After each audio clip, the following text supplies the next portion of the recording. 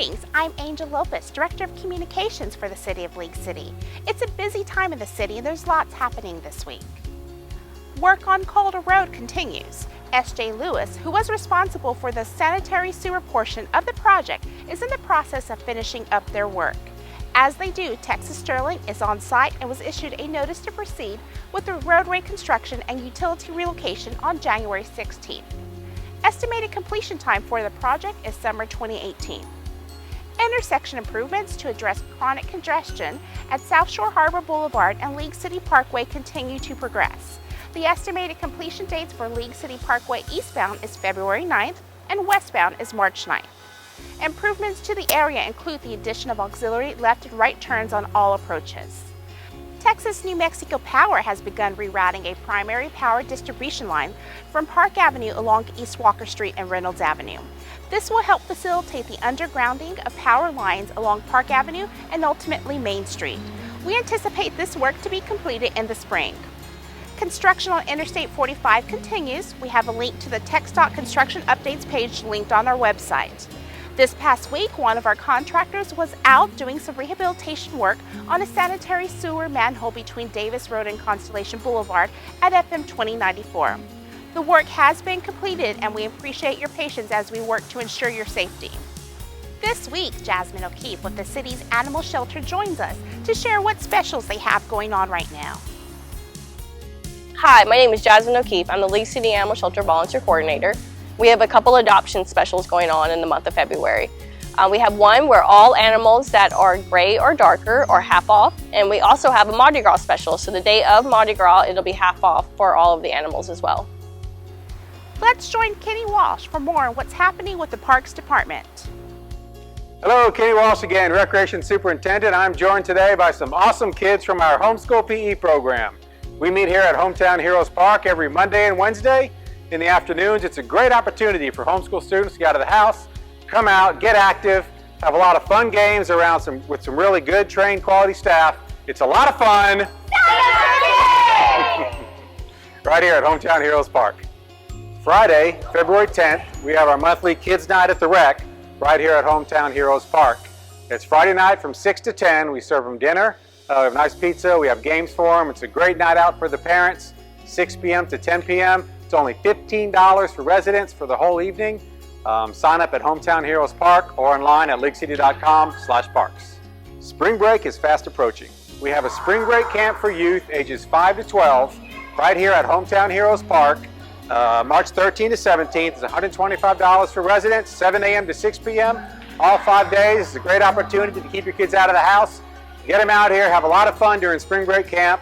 You can sign up online or right here at Hometown Heroes Park. Hope to see you there. Citizen University is off and running. 20 League City residents are currently going through a 12-week course focused on understanding municipal operations. Between now and April, the group will meet each week for an interactive presentation from city staff on various city services, issues, and understanding of how citizens play a crucial role in leading League City into the future. The course, which started in mid-January, has already provided residents with an in-depth look at how our planning and development, information technology, and communications departments operate. Did you know the League City Police Department has a safe room? Here's Detective Austin Frakes with more. Hello, I'm Detective Frakes with the League City Police Department. I work crimes against persons. Part of my job as a detective working that specific type of crime is investigating assaults. We don't have it happen very often, but occasionally we do have victims being chased by suspects. In that situation, we do have a specific room for you, the safe room. You can get to the police department, pull right up to the front. Trust me, we won't write you a parking ticket for parking in the red zone. Pull right up to the front, run inside, jump into this room and slam the door. Once you're inside the room and the door is secured, all you need to do is press the silver call button located on the wall, the same wall as the door. That will give you a direct line to the League City Dispatch, who will immediately send officers to your assistance.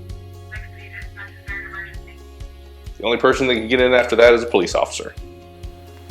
Helen Hall Library is always filled and hosting activities for the community. Here's Jenny Brewer with more on that library and what's happening with them. Hi, I'm Jenny Brewer, the City Librarian for League City. This month, we wanted to share with you our excitement at promoting Joanne Turner to the Adult Services Librarian. Ms. Turner attended North Texas State University and worked as a circulation clerk and the head of reference in Texas City before retiring in 2004. During her tenure there, she started financial clubs and reading clubs and was responsible for establishing 2 satellite reading rooms. Also this month, we welcomed our new teen librarian, Tiffany Riggins. Tiffany grew up in southwestern Virginia and has also lived in Alabama and Tennessee. She graduated in graphic design from Longwood University and attended the University of Southern Mississippi for her library science degree. Her favorite book at the moment is Fangirl by Rainbow Rowell. On February 18th, the library will celebrate our 45th birthday. Also that day, we are launching our Library History Project. This is a project that was part of our strategic plan for 2016 through 2019.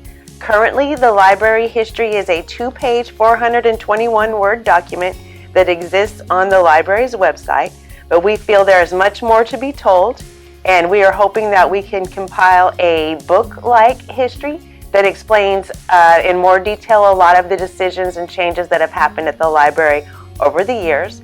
There will be a survey that will be launched at the library's birthday on February 18th. There are 3 versions of the survey, one for the public, one for library staff, and one for library managers. And those responses will be gathered together and compiled throughout the year. Also at the library's birthday, we will be showing an art exhibit. It'll be our first art exhibit. We have recently purchased 8 of these display panels that can be distributed throughout the library's boardroom in order to create an art gallery. This will be our first time to use our art gallery, but we're looking forward to mounting many more exhibitions in the future.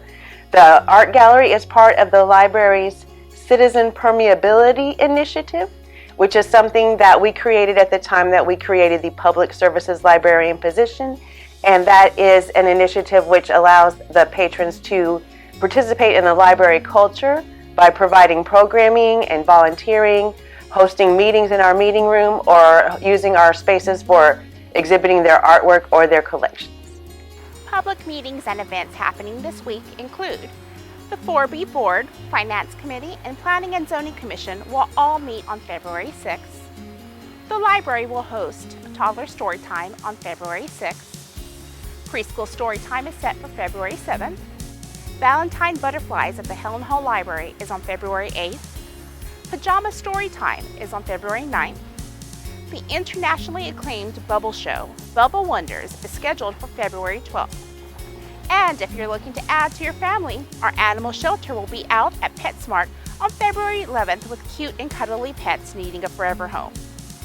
City Council will meet for a work session on February 13th and the regular meeting on February 14th. Helen Hall Library will also be celebrating 45 years on February 18th. And don't forget to mark your calendar for the fishing extravaganza on February 25th. Thanks for joining us this week. Don't forget, more city news and information is available on the city's website at www.leaguecity.com, or you can join the conversation on one of our social media pages. I'm Angel Lopez. See you next time.